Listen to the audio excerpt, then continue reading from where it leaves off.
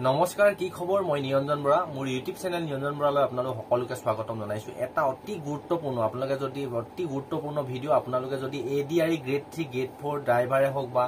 8 pass 4th grade matric pass 4th grade high secondary pass 3rd grade বা degree pass 3rd গ্ৰেডৰ exam যদি দিলে 2024 নাইবা আপোনালোকে আগন্তুক যদি অসম চৰকাৰৰ চাকৰি যিকোনো বিভাগত যদি পোষ্ট ওলাই আপোনালোকে যদি এপ্লাই কৰি এক্সাম দিম বুলি ভাবিছে এটা ডাঙৰ খবৰ মুখ্যমন্ত্ৰী ডাঙৰীয়া ঘোষণা কৰিছে যেহেতু আমি চক এতিয়া আমি যেতিয়া এক্সাম দি আহো যিকোনো গ্ৰেড 3 গ্ৰেড 4 হওক বা যিকোনো ডিপাৰ্টমেন্টৰ অসম চৰকাৰৰ চাকৰি ক্ষেত্ৰত আমি যেতিয়া এক্সাম দি আহো এক্সাম দিয়াৰ পিছত কি হয় আমি নিজৰ নাম্বাৰটো কিমান পাইছো আমি হেতু কোনো প্ৰকাৰে চাব নোৱাৰো জাস্ট খালি যেতিয়া ৰিজাল্ট দিয়ে চৰকাৰৰ ফালৰ পৰা এখন কাট অফ লিষ্ট মাৰি দিয়ে এসসি এসটি ইমান গল ওবিসি ইমান গল জেনেৰেল ইমান গল যিখিনি ল'ৰাছলি হে কাট অফৰ ভিতৰত পৰে হে ল'ৰাখিনিহে মাত্ৰ তাত নাম আহে বা ৰোল নাম্বাৰ আহে বাকি যিমানখিনি ল'ৰা ফেল কৰে সেই সকলে কোনো ধৰণৰ আভাৱে নাপায় যে এক্সামটো কিমান নম্বৰ পাইছিলে বা কেনেকুৱা হৈছিলে বা যিসকল ভাল হোৱা নিজৰ কনফিডেন্সৰ ফালৰ পৰা ভাল হয় কিন্তু এক্সামৰ কাট অফ লিষ্টৰ নাম নাহে তেওঁলোকে চাকৰি নাপায় এইবাৰ মুখ্যমন্ত্ৰী ডাঙৰীয়াই এটা ঘোষণা কৰিলে মই লগালগ নিউজটো পাই আপোনালোকৰ ভিডিওটো বনাই দিছো এতিয়া 2024 যি high secondary pass 3rd grade exam already হৈ গল তাৰ পিছত 29 সেপ্টেম্বৰ তাৰিখে আপোনালোকৰ ডিগ্ৰী পাস 3rd গ্ৰেড আৰু ড্ৰাইভাৰ 3rd গ্ৰেডৰ যেটো এক্সাম হ'ব আৰু অক্টোবৰ মাহৰ 27 তাৰিখে আপোনালোকৰ 4th grade 8 pass 4th grade আৰু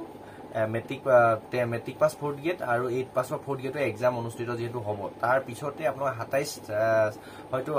সেপ্টেম্বৰ নে অক্টোবৰ হ'ব হয়তো 27 সেপ্টেম্বৰ অক্টোবৰে হ'ব লাগে তেতিয়াৰ পৰা আপোনালোকে যিখিনি এক্সামত পেপাৰটো আপোনালোকে অলৰেডি ভাইৰেল হৈ গল পাই গল বা ডাউনলোড কৰা লিংক বিলাকো আপোনালোকে পাই গল যিখিনি এক্সাম আহিলে আৰু যি 4th গ্ৰেডৰ এক্সাম হ'ব তাৰ পেপাৰবোৰ নিশ্চয় লগতে দি পঠিয়াব চাগে এনেকুৱা এটা ব্যৱস্থা কৰিছে তাৰ উপৰিও আৰু আপোনালোকৰ 27 অক্টোবৰৰ পৰা আপোনালোকে যিখিনি এক্সামত ওএমআৰ সিটত গোল গোল টিক কৰিছিলে বা যিখিনি বহাইছিলে সেইখিনি আপোনালোকে এসএসসি দৰে এনসাৰ কি চাব পাৰিব কেনেকৈ চাব পাৰিব মই কৈ আছো আপোনালোকৰ ভিডিওটো স্কিপ নকৰি হেকলৈকে চাই থক আপোনালোকৰ 27 অক্টোবৰত চৰকাৰে এটা লিংক মুকলি কৰিব যত নেকি আপোনালোকে 50 টকা বা পেমেন্ট কৰিব লাগিব খালি পেমেন্ট এটা ৰাখিছে 50 টকা পেমেন্ট কৰিব লাগিব পেমেন্ট কৰাৰ পিছতে যিটো লিংক এক্টিভ কৰিব সেই লিংকটোত আপোনালোকে 50 টকা পেমেন্ট কৰাৰ পিছতে আপোনালোকৰ ৰোল নাম্বাৰ বা ডেট অফ বাৰ্থ বা মোবাইল নাম্বাৰ যিখিনি দিছিলে এপ্লাই কৰে সেইখিনি দি আপোনালোকে যিখন ওএমআৰ সিট আপোনালোকে গুলা টিক কৰিছিলে বা মানে বল কৰিছিলে পেনে সেইখন আপোনালোকে ডাউনলোড কৰি ল'ব পাৰিব যিখিনি আপোনালোকে কৰিছিলে যেনেকৈ কৰিছিল তেনেকৈ আপোনালোকে সেই লিংকটোৰ দ্বাৰা ডাউনলোড কৰিব পাৰিব কিন্তু আপোনালোকে এটা তাতো কনফিউজন থাকি যাব যে আপোনালোকে মই এইখিনি কৰিলো হয় মোৰ কোৱেশ্যননো কিমানটা শুদ্ধ হৈছে আপোনালোকে নিজে যদি আপোনালোকে বিচাৰি প্ৰতিটো প্ৰশ্ন উলিয়াবলৈ যায় তেতিয়া আপোনালোকৰ গোটেইখিনি কনফিউজ লাগি যাব যে এইটো হয় নে নহয় বা এইটো নম্বৰ পাইছো নে নাই এনেকুৱা হ'ব আপোনালোকে যিখিনি কৰিছিলে সেইখিনিহে উত্তৰ পাব তাৰ পিছত আৰু এটা ব্যৱস্থা কৰিছে 27 তাৰিখে যেহেতু আপোনালোকে সেইখন ওএমআৰ খন যিখন ফ্লাপ কৰিছিলে ডাউনলোড কৰিব পাৰিব তাৰ পৰা 27 তাৰিখৰ পাৰিব মানে অলপ দিন দিব তাৰ 50 টকা গুগল পেমেন্ট কৰি আপোনালোকে এনসাৰ ওএমআৰ সিটখন ডাউনলোড কৰিলে তাৰ পিছত কি হ'ল 28 তাৰিখৰ পৰা আৰু এখন তেওঁলোকৰ ফালৰ পৰা যিখন শুদ্ধ মানে যিকিটা পেপাৰ 4টা 6টা মান পেপাৰ যেহেতু আহিছে বা 3rd গ্ৰেডত বা 4th গ্ৰেডত আহিব সেই পেপাৰৰ শুদ্ধ এনসাৰখিনি আপোনালোকৰ এটাখন ওএমআৰ সিট অফিচিয়েল ওয়েবসাইট সেবাৰ তাত দি দিব সেবাৰ তাত দি দিয়াৰ পিছতে আপোনালোকৰ যিখন ওএমআৰ সিট গোল টিক কৰিছিলে সেইখনৰ লগত মিলাই চাব তাৰ পিছত মিলাই চোৱাৰ পিছত আপোনালোকে তেতিয়া গম পাই যাব কোনখিনি কোৱেশ্যন শুদ্ধ হ'ল কোনকেইটা ভুল হ'ল আৰু কিমান নম্বৰ পাব তেতিয়া গম পাই যাব তাৰ পিছত আৰু এটা কিছুমান এনেকুৱা কনফিডেন্স থকা ল'ৰাছলি থাকে বহুত ভালদৰে পঢ়া শুনা কৰে কিন্তু আপোনালোকে যিটো ওএমআৰ গোল টিক কৰিছে বা শুদ্ধহে কৰিছে কিন্তু সেবাৰ ফালৰ পৰা আপোনালোক অফিচিয়েল মানে এক্সাম পটাৰ ফালৰ পৰা আপোনালোক ভুল দেখালে তেতিয়া আপোনালোকেতো কিবা এটা ব্যৱস্থা ল'ব লাগিব ন তেতিয়াও আপোনালোকৰ চৰকাৰে অসম চৰকাৰৰ মুখ্যমন্ত্ৰী ডাঙৰীয়াই ঘোষণা কৰিলে ব্যৱস্থা কৰি দিলে আপোনালোকৰ যদি ফুল কনফিডেন্স আছে যে আপুনি দিয়া উত্তৰটো শুদ্ধ কিন্তু এক্সাম পটাৰ সেবাৰ ফালৰ পৰা যিটো আপোনালোক কোৱেশ্যন দিলে সেইটোহে ভুল দেখাইছে তেতিয়াও আপোনালোকে এপিল কৰিব পাৰিব মানে আপোনালোকে আকৌ খালি এপিল কৰিবৰ কাৰণে কি কৰিব লাগিব যেটো লিংক মুকলি কৰিব সেই লিংকটোত 500 টকা খালি এটা কোৱেশ্যনৰ বাবদে 500 টকা দিব লাগে নে গোটেই কোৱেশ্যনখিনি বাবদ 500 টকা দিব লাগে হেতু নাজানো বৰ্তমানলৈকে হেতু কথা ক্লিয়াৰ হোৱা নাই আপোনালোকে আকৌ 500 টকা পেমেন্ট কৰি প্লানি সেই ওএমআৰ খনত মানে অবজেকশন লগাব পাৰিব অবজেকশনত যদি আপোনাৰ কোৱেশ্যনটো প্ৰকৃততে শুদ্ধ হয় তেতিয়া মানে সেবাৰ ফালৰ পৰা আৰু এখন মিটিং বহিব আপুনি যোনটো কোৱেশ্যনৰ ওপৰত অবজেকশন লগাব সেই কোৱেশ্যনটো যদি সঁচাকৈ আপুনি শুদ্ধ নম্বৰ পাবলগীয়া হয় বা সেবাৰ ফালৰ পৰা ভুলকে আপোনালোকক দি দিলে তেতিয়া সেই নম্বৰটো আপোনালোকে পাই যাব আৰু কি হয় এতিয়া বহুতে ক'ব যে পইচা উঠোৱাৰ আপোনালোকৰ ব্যৱস্থা কৰিছে এটা কথা হয় বাৰু SSC বা যিকোনো আমি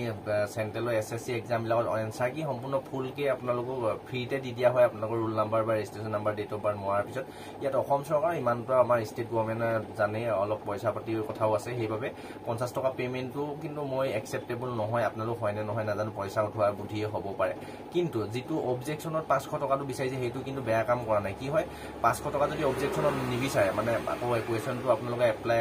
নিজে শুদ্ধ বুলি কোৱাটো যদি 500 টকা নলগায় তেতিয়া কি হ'ব যিমান লাখ দেখিছে 11 লাখ বা 18 লাখ ল'ৰা ছোৱালীয়ে অল এক্সাম দিব সেই গোটেই 18 লাখে যদি এপিল কৰে চৰকাৰে কোনটো আপোনালোকৰ ব্যৱস্থা হাতত ল'ব সেইবাবে সেই ফিজটো দি যদি 18 লাখে কৰে তেতিয়া চৰকাৰে লাভ হ'ব আৰু যিসকলৰ কনফিডেঞ্চ নোহোৱা ল'ৰা ছোৱালী এনেই কিছুমানে ফকতীয়া কৰিও হয়তো অবজেকশ্যন লগাই দিব সেইবাবে ফিজটো ৰাখিছে আৰু যিসকলে 500 টকা দি ফিজ দি পেলাই এপ্লাই অবজেকশ্যন কৰিব তেওঁলোকৰ কুৱেশ্যনখিনি আকৌ ভালদৰে ডিপাৰ্টমেণ্টৰ ফালৰ পৰা মিটিং বহি চালি যাই চাই আপুনি যদি শুদ্ধ নম্বৰটো পাবলগীয়া হয় তেতিয়া সেই নম্বৰটো আপোনাক দি দিব এটা গুৰুত্বপূৰ্ণ ভিডিঅ' গোটেই কথাখিনি ক্লিয়াৰ হ'লেই চাগে মই খুব ধুনীয়াকৈ বুজাই দিলোঁ আপোনালোকে এই ভিডিঅ'টো আপোনাৰ যিমান লগৰ বন্ধু বান্ধৱী আছিলে ঘৰৰ পৰিয়ালৰ দাদা বাইদেউ খুৰী খুৰা বহুতেই হয়তো 3rd গ্ৰেড 4th গ্ৰেডৰ এক্সাম দিছে বা